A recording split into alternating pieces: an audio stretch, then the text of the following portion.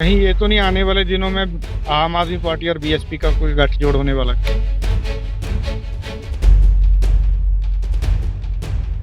पंजाब में किसानों और आम लोगों में थोड़ी चर्चा है कि केजरीवाल खुल के नहीं बोल रहे इस कानून के खिलाफ, केंद्र के खिलाफ। केजरीवाल जी खुल के बोल रहे हैं, लेकिन मीडिया अभी तक केवल भाजपा को ही दिखाता रहता है। आपने बोला जो नेशनल मीडिया वो दिखा नहीं रहा केजरीवाल को, लेकिन आम आदमी पार्टी के पास सोशल मीडिया की कितनी बड़ी ताकत है, उस पर भी कुछ ज्यादा नहीं दिख रहा केजरीवाल का कोई बयान। नहीं, आप अगर ध्यान से देखोगे तो सोशल मीडिया पे इस मुद्दे पे हमारी पार्टी और हमारे वरिष्ठ नेता लगातार बोल रहे हैं।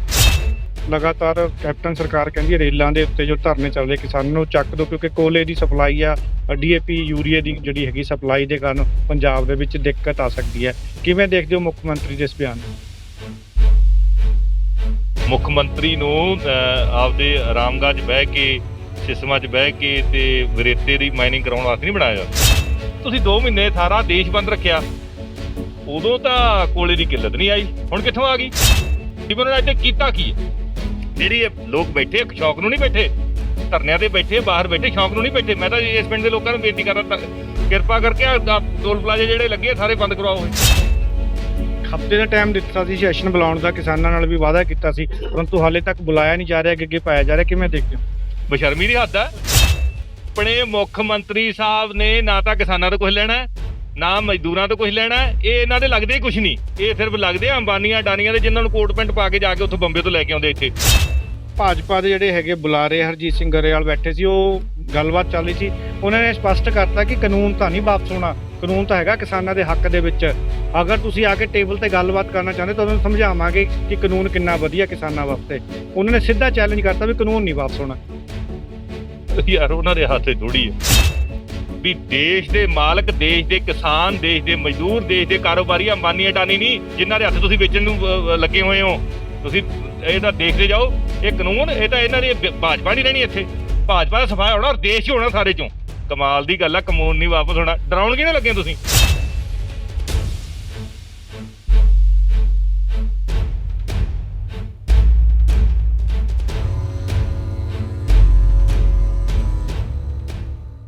ਜ਼ਿਲ੍ਹਾ ਰੂਪਨਗਰ ਦੇ ਪਿੰਡ ਖਵਾਸਪੁਰਾ ਵਿਖੇ ਅੱਜ ਦਿੱਲੀ ਤੋਂ ਕੈਬਨਿਟ ਮੰਤਰੀ ਰਜਿੰਦਰਪਾਲ ਗੌਤਮ ਜੀ ਪਹੁੰਚੇ ਨੇ। ਗੱਲ ਕਰਦੇ ਇਹਨਾਂ ਦੇ ਨਾਲ ਬਾਬੂ ਕਾਸ਼ੀ ਰਾਮ ਜੀ ਦੇ ਜਿਹੜਾ ਜਨਮ ਜਿਹੜਾ ਹੈਗਾ ਭੂਮੀ ਉੱਥੇ ਪਹੁੰਚੇ। ਤੁਸੀਂ ਅੱਜ ਸਰ पहुंचे, ਉੱਥੇ बहुत बहुत स्वागत ਤੁਹਾਡਾ पंजाबी लोक चैनल। जी बहुत बहुत धन्यवाद आपका। सर यहाँ आने का मकसद क्या है सर ਤੁਹਾਡਾ जी? नहीं, बेसिकली मैं पंजाब आया हुआ था। रोपड़ में हमारे जो गढ़शंकर से विधायक हैं, उनके फादर की डेथ हो गई थी, वहाँ आया था। तो मैं अपने साथियों से पूछ रहा था कि साहब कांसीराम का साहब का गांव भी तो रोपड़ में पड़ता है। तो फिर मेरी इच्छा थी कि मैं उस गांव में आऊं और परिवार के लोगों से भी मिलूं, तो मैं सिर्फ इसीलिए आया था। कल को कहीं ये चर्चा शुरू हो जाएगी कि आगे इलेक्शन आ रहा है, आम आदमी पार्टी वोटों की राजनीति कर रही है, इसको लेकर। देखिए, चर्चा करने वाले चर्चा तो करते रहेंगे, लेकिन साहब कांसीराम साहब का कद इतना बड़ा है और उनका संघर्ष इतना बड़ा है, और उनके छोटी उम्र से हम उनसे सीखते हुए बड़े हुए हैं। उनके साथ साइकिल रैलियों में चला करते थे। बामसेफ में हम लोग ने काम किया, DS4 में हमने काम किया, BSP में हमने काम किया, और आज हम जब रोपड़ में आ ही गए हैं और तो हमें पता है उनका गांव यहाँ, तो हम यहाँ मिलने आए, तो इसका राजनीति से क्या संबंध? और सोच जोड़ने वाले जोड़ते रहे, उसकी तो कोई बात नहीं है। कहीं ये तो नहीं आने वाले दिनों में आम आदमी पार्टी और BSP का कोई गठजोड़ होने वाला है? ऐसा कोई सवाल अभी कोई नहीं है किसी के सामने। अभी तो केवल इतना है कि साहब का गांव देखना था, उसमें मत्था टेकना था, और हमारी इच्छा पूरी हो गई। अच्छा, किसानों का संघर्ष चल रहा है, आम आदमी पार्टी कैसे देखती है इसको, क्योंकि लगातार केंद्र सरकार अपने फैसले पे अटल है? नहीं, ये देखने में आया है कि जब से मोदी जी की सरकार आई है, ये गुजरात का मॉडल है, जहाँ विपक्ष की आवाज़ को दबाया जाता है, विपक्ष को बोलने की इजाज़त नहीं दी जाती, विपक्ष को ईडी के द्वारा, इनकम टैक्स के द्वारा छापे लगा के उनकी आवाज़ को बंद किया जाता है, और जहां प्रजातंत्र को ख़त्म किया जा रहा है, संसद के अंदर जो कानून पास हो रहे हैं वो पूरी तरीके से चर्चा हुए बिना मत के पास हो रहे हैं। तो ऐसे गुजरात मॉडल ऐसा होगा और इस तरह देश को कमज़ोर करेगा, ये हम लोगों ने कभी सोचा नहीं था। लेकिन आज केंद्र की जो सरकार है वो इसी तरीके की सरकार है, जहां ज़्यादातर विधेयक जनता की इच्छा के खिलाफ बन रहे हैं, और वो सारे बिना चर्चा के पास हो रहे हैं। पंजाब में किसानों और आम लोगों में थोड़ी चर्चा है कि केजरीवाल खुल के नहीं बोल रहे इस कानून के खिलाफ, केंद्र के खिलाफ। केजरीवाल जी खुल के बोल रहे हैं, लेकिन मीडिया अभी तक केवल भाजपा को ही दिखाता रहता है। मीडिया के लिए सुशांत का केस इतना महत्वपूर्ण है कि वो पिछले लगभग 3 महीने से एक एक एक एक एक्टर की डेथ के कारण और उसके जुड़े हुए तथ्यों को दिखाता रहता है। उसके पास जनहित के मुद्दे ही नहीं है। देश में गरीबी है, लोग बदहाल हैं, किसान बदहाल है, मजदूर बदहाल है, लोग आत्महत्या कर रहे हैं, देश की आर्थिक स्थिति खत्म होती जा रही है, देश डूब रहा है और बड़े-बड़े पूंजीपतियों के पास गिरवी रख रहे हैं, सरकारी संस्थान बिक रहे हैं, लेकिन मीडिया के पास उसके पे चर्चा करने के लिए स्थान नहीं है। तो केजरीवाल जी तो लगातार इस मुद्दे को उठा रहे हैं और कल केजरीवाल जी के नेतृत्व में दिल्ली के अंदर इस मुद्दे पे किसानों के हक के लिए लड़ाई को के लिए एक बहुत बड़ा धरना भी रखा हुआ है, जिसमें हमारे पंजाब के सांसद और सारे विधायक भी शामिल होने वाले हैं। दिल्ली के भी सारे विधायक और सांसद उसमें शामिल होने वाले हैं। तो अरविंद जी लगातार बोल रहे हैं और कल भी बोलेंगे। वो लगातार तब तक बोलते रहेंगे जब तक इस मुद्दे पर केंद्र की सरकार झुक नहीं जाती। आपने बोला जो नेशनल मीडिया वो दिखा नहीं रहा केजरीवाल को, लेकिन आम आदमी पार्टी के पास सोशल मीडिया की कितनी बड़ी ताकत है, उस पर भी कुछ ज्यादा नहीं दिख रहा केजरीवाल का कोई बयान। नहीं, आप अगर ध्यान से देखोगे तो सोशल मीडिया पे इस मुद्दे पे हमारी पार्टी और हमारे वरिष्ठ नेता लगातार बोल रहे हैं और हमारे सांसदों ने संसद के अंदर भी इस मुद्दे को बड़ी मजबूती के साथ उठाया है। तो ये कहना कि नहीं बोल रहे, ये कहना गलत है। अच्छा, जो प्रोग्राम रखा है 12 तारीख का, उसमें क्या रूपरेखा तैयार की है और आगे उसके बाद क्या संघर्ष रहेगा? कल एक दिन का जंतर मंतर पे धरना है, सरकार को चेताने की कोशिश है और फिर पार्टी बैठेगी और इस मुद्दे पे एक रणनीति बना के इस मुद्दे को तब तक हम लड़ाई को जारी रखेंगे जब तक किसानों को उनका हक नहीं दिलवा दें, मजदूरों को उनका हक ना दिलवा दें। पंजाब की कांग्रेस सरकार के मुख्यमंत्री कैप्टन अमरिंदर सिंह ने 3 मेंबरी कमेटी बनाई है इस मुद्दे को लेकर और अकाली दल ने भी बना दी है। क्या देखते हैं आप इसको? देखिए, अकाली दल की जो एक नेता हैं, बादल जी की जो बहू हैं, उस कैबिनेट की मीटिंग में वो मौजूद थी जहां ये बिल पास करने के लिए संसद में रखने के लिए पास हुआ। तो अगर वो गंभीर होते इस मुद्दे पे तो शायद वो कैबिनेट की मीटिंग में ही उसका विरोध कर देती। और ये कमेटी बनाने मात्र से तो हल निकलेगा नहीं कि आप 3 सदस्य कमेटी बना दें। इसका पुरजोर विरोध करने की ज़रूरत है। जब पूरे देश के सारी पार्टियां इसके खिलाफ हैं, सब लोग किसानों के मुद्दों पे एकजुट हैं, तो केंद्र सरकार की ऐसी आखिर क्या जिद है?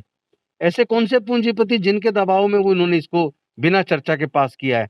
ये मुद्दा बड़ा गंभीर है और ये लड़ने की ज़रूरत है। हम इस मुद्दे पे संवैधानिक तरीके से अपनी लड़ाई जारी रखेंगे। बिल्कुल, कुलवतार ਸਿੰਘ ਸੰਧੂਆ ਜਿਹੜੇ ਹਲਕਾ ਵਿਧਾਇਕ ਉਹ ਵੀ ਇੱਥੇ ਮੌਜੂਦ ਨੇ, ਗੱਲ ਕਰਦੇ ਹਾਂ। ਸੰਧੂਆ ਸਾਹਿਬ, ਲਗਾਤਾਰ ਕੈਪਟਨ ਸਰਕਾਰ ਕਹਿੰਦੀ ਹੈ ਰੇਲਾਂ ਦੇ ਉੱਤੇ ਜੋ ਧਰਨੇ ਚੱਲਦੇ ਕਿਸਾਨਾਂ ਨੂੰ ਚੱਕ ਦਿਓ ਕਿਉਂਕਿ ਕੋਲੇ ਦੀ ਸਪਲਾਈ ਆ, ਡੀਏਪੀ ਯੂਰੀਆ ਦੀ ਜਿਹੜੀ ਹੈਗੀ ਸਪਲਾਈ ਦੇ ਕਾਰਨ ਪੰਜਾਬ ਦੇ ਵਿੱਚ ਦਿੱਕਤ ਆ ਸਕਦੀ ਹੈ। ਕਿਵੇਂ ਦੇਖਦੇ ਹੋ ਮੁੱਖ ਮੰਤਰੀ ਦੇ ਇਸ ਬਿਆਨ ਨੂੰ? ਦੇਖੋ ਜੀ, ਇਹ ਮੁੱਖ ਮੰਤਰੀ ਸਾਹਿਬ ਦੀ ਜ਼ਿੰਮੇਵਾਰੀ ਆ। ਮੁੱਖ ਮੰਤਰੀ ਨੂੰ ਆਪਦੇ ਆਰਾਮਗਾਹ 'ਚ ਬਹਿ ਕੇ, ਸਿਸਮਾਂ 'ਚ ਬਹਿ ਕੇ ਤੇ ਰੇਤੇ ਦੀ ਮਾਈਨਿੰਗ ਕਰਾਉਣ ਵਾਸਤੇ ਨਹੀਂ ਬਣਾਇਆ ਜਾਂਦਾ। ਮੁੱਖ ਮੰਤਰੀ ਦਾ ਕੰਮ ਹੈ ਕਿ ਉਹ ਪ੍ਰਦੇਸ਼ ਦੇ ਲੋਕਾਂ ਦਾ ਸੁੱਖ ਸੁਵਿਧਾ, ਉਹਨਾਂ ਦਾ ਇਲਾਜ, ਉਹਨਾਂ ਦੀ ਬਿਜਲੀ, ਪਾਣੀ, ਸੜਕ, ਸਿਹਤ, ਸੇਵਾ, ਸੁਰੱਖਿਆ ਸਾਰਿਆਂ ਦਾ ਇੰਤਜ਼ਾਮ ਕਰੇ। ਸੋ ਇਹ ਜੇ ਕੋਈ ਸੰਕਟ ਆਉਂਦਾ ਤਾਂ ਉਹਦੀ ਪਹਿਲੀ ਜ਼ਿੰਮੇਵਾਰੀ ਮੁੱਖ ਮੰਤਰੀ ਕੈਪਟਨ ਅਮਰਿੰਦਰ ਸਿੰਘ ਦੀ ਬਣਦੀ ਆ। ਉਹਨਾਂ ਨੂੰ ਚਾਹੀਦਾ ਪਹਿਲੇ ਦਿਨ ਤੋਂ ਹੀ ਚਾਹੀਦਾ। ਬਾਕੀ ਇਹਨਾਂ ਨੇ ਇਹ ਪੁੱਛਣ ਵਾਲਾ ਵੀ ਤੁਸੀਂ 2 ਮਹੀਨੇ ਸਾਰਾ ਦੇਸ਼ ਬੰਦ ਰੱਖਿਆ, ਉਦੋਂ ਤਾਂ ਕੋਲੇ ਦੀ ਕਿੱਲਤ ਨਹੀਂ ਆਈ, ਹੁਣ ਕਿੱਥੋਂ ਆ ਗਈ? ਇਹ ਸਾਰਾ ਕੁਝ ਸਾਡੇ ਜਿਹੜੇ ਸੰਘਰਸ਼ ਨੂੰ, ਸਾਡੇ ਕਿਸਾਨ, ਜਿਹੜੇ ਮਜ਼ਦੂਰ, ਪੰਜਾਬ ਦੇ ਲੋਕ, ਹਰਿਆਣੇ ਦੇ ਲੋਕ ਜਿਹੜੇ ਲੜ ਰਹੇ ਆ, ਦੇਸ਼ ਦੇ ਲੋਕ ਲੜ ਰਹੇ ਆ, ਉਹਨੂੰ ਤਾਰ ਪੀੜੋ ਕਰਨ ਵਾਸਤੇ ਆ। ਬਾਕੀ ਜੇ ਕੋਈ ਇਹਦੇ 'ਚ ਕੋਈ ਪ੍ਰੋਬਲਮ ਆਉਂਦੀ ਹੈ ਤਾਂ ਉਹਦੀ ਜ਼ਿੰਮੇਵਾਰੀ ਇਕੱਲੀ ਸਿਰਫ ਤੇ ਸਿਰਫ ਮੁੱਖ ਮੰਤਰੀ ਕੈਪਟਨ ਅਮਰਿੰਦਰ ਸਿੰਘ ਦੀ। ਉਹਨਾਂ ਨੇ ਅੱਜ ਤੱਕ ਕੀਤਾ ਕੀ ਹੈ? ਜਿਹੜੀ ਇਹ ਲੋਕ ਬੈਠੇ ਸ਼ੌਕ ਨੂੰ ਨਹੀਂ ਬੈਠੇ, ਧਰਨਿਆਂ ਤੇ ਬੈਠੇ, ਬਾਹਰ ਬੈਠੇ, ਸ਼ੌਕ ਨੂੰ ਨਹੀਂ ਬੈਠੇ। ਮੈਂ ਤਾਂ ਇਸ ਪਿੰਡ ਦੇ ਲੋਕਾਂ ਨੂੰ ਬੇਨਤੀ ਕਰਦਾ, ਕਿਰਪਾ ਕਰਕੇ ਟੋਲ ਪਲਾਜ਼ੇ ਜਿਹੜੇ ਲੱਗੇ ਸਾਰੇ ਬੰਦ ਕਰਵਾਓ। ਇਹ ਸਾਰੇ ਜਣੇ ਜਾਓ, ਇੱਥੇ ਘਰਾਂ 'ਚ ਬਹਿ ਕੇ ਨਹੀਂ ਫਾਇਦਾ ਹੋਣਾ। ਕੱਲੇ ਉੱਥੇ ਮਾਲਵੇ ਵਾਲੇ ਬੈਠੇ, ਤੁਸੀਂ ਵੀ ਨਿਕਲੋ ਨਾਲ, ਲੱਗੋ, ਤਕੜੇ ਹੋ ਕੇ। ਸਾਰਿਆਂ ਦੀ ਲੜਾਈ ਆ, MSP ਖਤਮ ਹੋਣੀ ਹੈ, ਕੱਲੇ ਮਾਲਵੇ ਵਾਲਿਆਂ ਦੀ ਨਹੀਂ ਖਤਮ ਹੋਣੀ, ਸਾਰੇ ਪੰਜਾਬੀਆਂ ਦੀ ਖਤਮ ਹੋਣੀ। ਤਕੜੇ ਹੋ ਕੇ ਲੱਗੋ। ਔਰ ਕੈਪਟਨ ਅਮਰਿੰਦਰ ਸਿੰਘ ਨੂੰ ਵੀ ਚਾਹੀਦਾ, ਤੁਸੀਂ ਗੱਲਾਂ ਨਾ ਕਰੋ। ਗੱਲਾਂ 'ਚ ਤਾਂ ਤੁਸੀਂ ਕਹਿਤਾ ਸੀ ਮੈਂ ਆਲ ਪਾਰਟੀ ਡੈਲੀਗੇਸ਼ਨ ਲੈ ਕੇ ਜਾਊਂ, ਕਿੱਥੇ ਹੈ ਡੈਲੀਗੇਸ਼ਨ? ਲੈ ਕੇ ਗਏ ਨਹੀਂ। ਸੈਸ਼ਨ ਤੁਸੀਂ ਬੁਲਾ ਨਹੀਂ ਰਹੇ, ਤੁਸੀਂ ਸੈਸ਼ਨ ਬੁਲਾਓ, ਸਾਰੇ ਮਸਲਿਆਂ ਦਾ ਹੱਲ ਨਿਕਲੇਗਾ। ਹਫ਼ਤੇ ਦਾ ਟਾਈਮ ਦਿੱਤਾ ਸੀ ਸੈਸ਼ਨ ਬੁਲਾਉਣ ਦਾ, ਕਿਸਾਨਾਂ ਨਾਲ ਵੀ ਵਾਅਦਾ ਕੀਤਾ ਸੀ, ਪਰੰਤੂ ਹਾਲੇ ਤੱਕ ਬੁਲਾਇਆ ਨਹੀਂ ਜਾ ਰਿਹਾ, ਅੱਗੇ ਪਾਇਆ ਜਾ ਰਿਹਾ। ਕਿਵੇਂ ਦੇਖਦੇ ਹੋ? ਬੇਸ਼ਰਮੀ ਦੀ ਹੱਦ ਹੈ, ਜਾਂ ਫਿਰ ਈਡੀ ਦਾ ਡਰ ਹੈ, ਜਾਂ ਇਹ ਇੰਨੇ ਕੁ ਕਮਜ਼ੋਰ ਹੈ ਵੀ ਉਹਨੂੰ ਈਡੀ ਦਿਖਾਤੀ ਹੈ ਤੇ ਇਹਨਾਂ ਨੇ ਕੋਈ ਨਾ ਕੋਈ ਮਾੜਾ ਕੰਮ ਕੀਤਾ। ਜੇ ਕੋਈ ਮਾੜਾ ਕੰਮ ਨਹੀਂ ਕੀਤਾ, ਇਮਾਨਦਾਰ ਨੇ ਸੇਵਾ ਕੀਤੀ, ਫਿਰ ਤਕੜੇ ਹੋ ਕੇ ਲੱਗੋ ਨਾਲ ਸਾਡੇ ਕਿਸਾਨਾਂ ਦੇ, ਪੰਜਾਬ ਦੇ। ਤੁਸੀਂ ਪੰਜਾਬ ਦੇ ਮੁੱਖ ਮੰਤਰੀ, ਤੁਹਾਡੀ ਜ਼ਿੰਮੇਵਾਰੀ ਸਭ ਤੋਂ ਪਹਿਲਾਂ, ਲੱਗੋ ਨਾਲ। ਝੋਨੇ ਦਾ ਹਾਲੇ ਤੱਕ ਅਦਾਇਗੀ ਨਹੀਂ ਹੋਈ ਕਿਸਾਨਾਂ ਨੂੰ। ਇੱਕ ਤਾਂ ਪਾਸੇ ਕਿਸਾਨ ਰੁਲ ਰਹੇ ਆ ਰੇਲ ਪੱਟੀਆਂ ਸੜਕਾਂ ਤੇ, ਦੂਜੇ ਪਾਸੇ ਹੁਣ ਮੰਡੀਆਂ ਦੇ ਵਿੱਚ ਪਰੇਸ਼ਾਨ ਹੋਣਾ ਪੈ ਰਿਹਾ। 27 ਸਤੰਬਰ ਤੋਂ ਸ਼ੁਰੂ ਹੋਈ ਹੈ ਝੋਨੇ ਦੀ, ਪਰ ਹਾਲੇ ਤੱਕ 1 ਰੁਪਿਆ ਨਹੀਂ ਦਿੱਤਾ ਗਿਆ। ਇਹ ਆਪਣੇ ਮੁੱਖ ਮੰਤਰੀ ਸਾਹਿਬ ਨੇ ਨਾ ਤਾਂ ਕਿਸਾਨਾਂ ਤੋਂ ਕੁਝ ਲੈਣਾ, ਨਾ ਮਜ਼ਦੂਰਾਂ ਤੋਂ ਕੁਝ ਲੈਣਾ। ਇਹ ਇਹਨਾਂ ਦੇ ਲੱਗਦੇ ਹੀ ਕੁਝ ਨਹੀਂ। ਇਹ ਸਿਰਫ ਲੱਗਦੇ ਆ ਅੰਬਾਨੀਆਂ ਡਾਨੀਆਂ ਦੇ, ਜਿਨ੍ਹਾਂ ਨੂੰ ਕੋਟ ਪੈਂਟ ਪਾ ਕੇ ਜਾ ਕੇ ਉੱਥੋਂ ਬੰਬੇ ਤੋਂ ਲੈ ਕੇ ਆਉਂਦੇ ਇੱਥੇ ਲੱਖਾਂ ਰੁਪਏ ਖਰਚ ਕਰ ਦਿੰਦੇ। ਉਹ ਮਤਲਬ ਵੱਡੀ ਉਂਗਲ ਤੇ ਨਹੀਂ ਮੂਲਦੇ ਸਾਡੀ ਤੇ। ਉਹ ਐਡਾ ਮਾੜਾ ਹਾਲ ਆ। ਇਹਨਾਂ ਨੇ ਜੇ ਕੋਈ ਕੀਤਾ ਤੇ ਅਰਬਾਂਪਤੀਆਂ ਵਾਸਤੇ ਕੀਤਾ, ਕਿਸਾਨ ਵਾਸਤੇ ਕੀਤਾ ਕੁਛ ਨਹੀਂ, ਗਰੀਬ ਵਾਸਤੇ ਕੀਤਾ ਕੁਛ ਨਹੀਂ। ਉਹ ਗਰੀਬਾਂ ਦੇ ਤਾਂ ਬੱਚਿਆਂ ਨੂੰ ਸਰਟੀਫਿਕੇਟ ਨਹੀਂ ਦਿੰਦੇ, ਇਹ ਵਜੀਫੇ ਖਾ ਗਏ ਇਹ। ਸੋ ਇਹ ਕੁਛ ਨਹੀਂ ਸੋਚ ਰਹੇ ਜੀ। ਕਿਰਪਾ ਕਰਕੇ ਹੱਥ ਜੋੜ ਕੇ ਬੇਨਤੀ ਹੈ, ਤੁਸੀਂ ਮੁੱਖ ਮੰਤਰੀ ਹੈ, ਕੋਈ ਹੋਰ ਨਹੀਂ, ਤੁਹਾਨੂੰ ਹੀ ਕਹਿਣਾ ਪੈਣਾ। ਕਿਰਪਾ ਕਰਕੇ ਹੱਲ ਕਰਾਓ, ਪੇਮੈਂਟ ਕਰਾਓ, ਸਾਡੇ ਝੋਨੇ ਦੀ ਪੇਮੈਂਟ ਕਰਾਓ। ਇੱਕ ਚੈਨਲ ਤੇ ਡਿਬੇਟ ਤੇ ਭਾਜਪਾ ਦੇ ਜਿਹੜੇ ਹੈਗੇ ਬੁਲਾਰੇ ਹਰਜੀਤ ਸਿੰਘ ਗਰੇਵਾਲ ਬੈਠੇ ਸੀ, ਉਹ ਗੱਲਬਾਤ ਚੱਲ ਰਹੀ ਸੀ। ਉਹਨਾਂ ਨੇ ਸਪਸ਼ਟ ਕਰਤਾ ਕਿ ਕਾਨੂੰਨ ਤਾਂ ਨਹੀਂ ਵਾਪਸ ਹੋਣਾ, ਕਾਨੂੰਨ ਤਾਂ ਹੈਗਾ ਕਿਸਾਨਾਂ ਦੇ ਹੱਕ ਦੇ ਵਿੱਚ। ਅਗਰ ਤੁਸੀਂ ਆ ਕੇ ਟੇਬਲ ਤੇ ਗੱਲਬਾਤ ਕਰਨਾ ਚਾਹੁੰਦੇ ਤਾਂ ਉਹਨੂੰ ਸਮਝਾਵਾਂਗੇ ਕਿ ਕਾਨੂੰਨ ਕਿੰਨਾ ਵਧੀਆ ਕਿਸਾਨਾਂ ਵਾਸਤੇ। ਉਹਨਾਂ ਨੇ ਸਿੱਧਾ ਚੈਲੰਜ ਕਰਤਾ ਵੀ ਕਾਨੂੰਨ ਨਹੀਂ ਵਾਪਸ ਹੋਣਾ। ਯਾਰ ਉਹਨਾਂ ਦੇ ਹੱਥ 'ਚ ਥੋੜੀ ਹੈ, ਕਮਾਲ ਦੀ ਗੱਲ ਹੈ। ਇਹ ਤਾਂ ਦੇਸ਼ ਦੇ ਲੋਕਾਂ ਦੇ ਹੱਥ 'ਚ। ਉਹਨਾਂ ਨੇ ਇੱਕ ਗੱਲ ਕਹਿ ਦਿਓ ਵੀ ਦੇਸ਼ ਦੇ ਮਾਲਕ, ਦੇਸ਼ ਦੇ ਕਿਸਾਨ, ਦੇਸ਼ ਦੇ ਮਜ਼ਦੂਰ, ਦੇਸ਼ ਦੇ ਕਾਰੋਬਾਰੀ ਅੰਬਾਨੀ ਅਡਾਨੀ ਨਹੀਂ, ਜਿਨ੍ਹਾਂ ਦੇ ਹੱਥ ਤੁਸੀਂ ਵੇਚਣ ਨੂੰ ਲੱਗੇ ਹੋਏ ਹੋ। ਤੁਸੀਂ ਇਹ ਤਾਂ ਦੇਖਦੇ ਜਾਓ। ਇਹ ਕਾਨੂੰਨ, ਇਹ ਤਾਂ ਇਹਨਾਂ ਦੀ ਭਾਜਪਾ ਨਹੀਂ ਰਹਿਣੀ ਇੱਥੇ। ਭਾਜਪਾ ਦਾ ਸਫਾਇਆ ਹੋਣਾ ਔਰ ਦੇਸ਼ ਹੀ ਹੋਣਾ ਸਾਰੇ ਚੋਂ। ਕਮਾਲ ਦੀ ਗੱਲ ਆ, ਕਾਨੂੰਨ ਨਹੀਂ ਵਾਪਸ ਹੋਣਾ। ਡਰਾਉਣ ਕਿਹਨੇ ਲੱਗੇ ਤੁਸੀਂ? ਇੱਕ ਬੀਜੇਪੀ ਵੱਲੋਂ ਵਾਰ-ਵਾਰ ਜਿਹੜੇ ਬਿਆਨ ਵੀ ਦਿੱਤੇ ਜਾ ਰਹੇ ਆ। ਪਠਾਨਕੋਟ ਦੇ ਵਿੱਚ ਵੀ ਟਰੈਕਟਰ ਰੈਲੀ ਕੱਢੀ ਗਈ ਸੀ। ਉਹਨਾਂ ਦਾ ਕਹਿਣਾ ਕਿ ਸਿਆਸੀ ਪਾਰਟੀਆਂ ਕਿਸਾਨਾਂ ਨੂੰ ਇਸ ਮੁੱਦੇ ਤੇ ਗੁੰਮਰਾਹ ਕਰ ਰਹੀਆਂ ਹੈ। ਜਿਹੜਾ ਕਾਨੂੰਨ ਜਿਹੜਾ ਹੈਗਾ ਕਿਸਾਨਾਂ ਦੇ ਹੱਕ ਦੇ ਵਿੱਚ, ਆਮਦਨ ਦੁੱਗਣੀ ਹੋਊਗੀ ਇਹਦੇ ਨਾਲ। ਕਿਵੇਂ ਦੇਖਦੇ ਆ ਤੁਸੀਂ? ਬਿਹਾਰ ਵਾਲਿਆਂ ਨੇ ਦੁੱਗਣੀ ਕਰਤੀ। ਸਾਡੇ ਇੱਥੇ ਆ ਕੇ ਆੜ੍ਹਤੀਆਂ ਕੋਲ ਉਹ ਲੱਗੇ ਹੋਏ ਆ, ਮੁਲਾਜ਼ਮ ਲੱਗੇ ਹੋਏ ਆ, ਆਪਣੇ ਲੇਬਰ ਕਰਦੇ ਆ ਉਹ। ਤੇ ਉਹਨਾਂ ਨੂੰ ਪੁੱਛਿਓ ਕਿੰਨੇ ਕਿੱਲੇ ਆ ਉਹਨਾਂ ਕੋਲੇ। ਕੋਈ ਕਿਸੇ ਕੋਲ 5 ਕਿੱਲੇ, ਕਿਸੇ ਕੋਲ 10 ਕਿੱਲੇ। ਇੱਥੇ 2 ਕਿੱਲੇ ਵਾਲਾ ਵੀ ਆਪਦੇ ਜਵਾਕ ਵਧੀਆ ਪਾਲਦਾ, 2 ਕਿੱਲੇ ਵਾਲਾ ਪੰਜਾਬ ਦਾ। ਉਹਨਾਂ ਦੀ ਦੁੱਗਣੀ ਕਰਤੀ ਤਾਂ ਫਿਰ ਅਸੀਂ ਵੀ ਦੁੱਗਣੀ ਕਰਾ ਲੈਂਦੇ ਆ। ਐਵੇਂ ਗੱਲਾਂ ਮਾਰਦੇ ਇਹ। ਤੇ ਆਉਣ ਵਾਲੇ ਦਿਨਾਂ ਦੇ ਵਿੱਚ ਆਮ ਆਦਮੀ ਪਾਰਟੀ ਦਾ ਇਸ ਮੁੱਦੇ ਨੂੰ ਲੈ ਕੇ ਕੀ ਰੁਖ ਰਹੇਗਾ? ਕਿਉਂਕਿ ਦਿੱਲੀ ਦਾ ਜਿਹੜਾ 12 ਤਰੀਕ ਦਾ ਪ੍ਰੋਟੈਸਟ ਆ, ਉਸ ਤੋਂ ਬਾਅਦ ਅਗਲਾ ਕੀ ਰੁਖ ਰਹੇਗਾ? ਬਾਈ ਜੀ, ਜਿਹੜਾ 12 ਤਰੀਕ ਦਾ ਪ੍ਰੋਟੈਸਟ ਆ, ਸਿੱਧਾ ਇਹ ਵੀ ਸਾਨੂੰ ਸਾਡੇ ਕਿਸਾਨ ਕਹਿੰਦੇ ਸੀ ਵੀ ਤੁਸੀਂ ਦਿੱਲੀ ਜਾ ਕੇ ਕਰੋ, ਇੱਥੇ ਤੁਹਾਡਾ ਕੋਈ ਕੰਮ ਨਹੀਂ।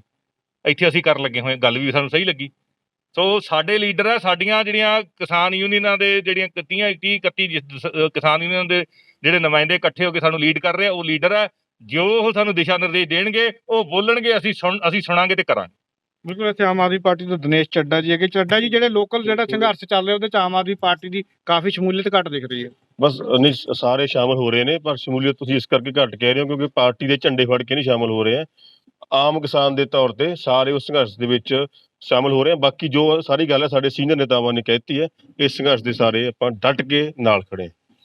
ਬਿਲਕੁਲ ਜੀ। ਇੱਥੇ ਖੜੇ ਨੇ ਹਰਜਾਲ ਸਿੰਘ ਸਾਬਕਾ ਜਿਹੜੇ ਹੈਗੇ ਜ਼ਿਲ੍ਹਾ ਪ੍ਰਧਾਨ। ਕੀ ਕਹਿਣਾ ਚਾਹੁੰਦੇ ਸਰ ਇਸ ਮੁੱਦੇ? ਮੈਂ ਇਹ ਕਹਿਣਾ ਚਾਹੁੰਦਾ ਜੀ, ਅਸੀਂ ਹਰ ਐਕਸ਼ਨ ਦੇ ਵਿੱਚ ਕਿਸਾਨ ਅੰਦੋਲਨ ਦੇ ਵਿੱਚ ਸ਼ਾਮਲ ਹੁੰਦੇ ਆ। ਰੋਜ਼ਾਨਾ ਤੁਸੀਂ ਆਪ ਵੀ ਦੇਖਦੇ ਆ, ਔਰ ਉਹ ਸਾਰਾ ਸਾਡਾ ਪਾਰਟੀ ਦਾ ਹੁਕਮ ਹੈ। ਅਸੀਂ ਪਾਰਟੀ ਦੇ ਹੁਕਮ ਨੂੰ ਮੰਨ ਕੇ ਇੱਕ ਸਧਾਰਨ ਕਿਸਾਨ ਦੇ ਰੂਪ ਦੇ ਵਿੱਚ ਹਰ ਐਕਸ਼ਨ ਦੇ ਵਿੱਚ ਹਾਜ਼ਰ ਹੁੰਦੇ ਜੀ। ਜਿਹੜਾ ਘੰਟੇ 2 ਘੰਟੇ ਵਾਸਤੇ ਤਾਂ ਹਾਜ਼ਰ ਹੁੰਦੇ, ਜਿਹੜਾ ਪਰਮਾਨੈਂਟ ਕਿਸਾਨ ਬੈਠੇ ਪਟੜੀਆਂ ਦੇ ਉੱਤੇ ਰਾਤਾਂ ਕੱਟਣੀਆਂ ਪੈ ਰਹੀਆਂ, ਉਹਦੇ ਵਿੱਚ ਸ਼ਮੂਲੀਅਤ ਨਹੀਂ ਦਿਖ ਰਹੀ। ਉਹਦੇ ਵਿੱਚ ਵੀ ਕਰਾਂਗੇ ਜੀ। ਹੁਣ ਉਹਦੇ ਵਿੱਚ ਵੀ ਵਧੂਗੀ ਸਾਡੀ ਸਮੂਹ। ਉਹਦੇ 'ਚ ਵੀ ਸਾਡੇ ਲੋਕ ਜ਼ਿਆਦਾ ਹਾਜ਼ਰ।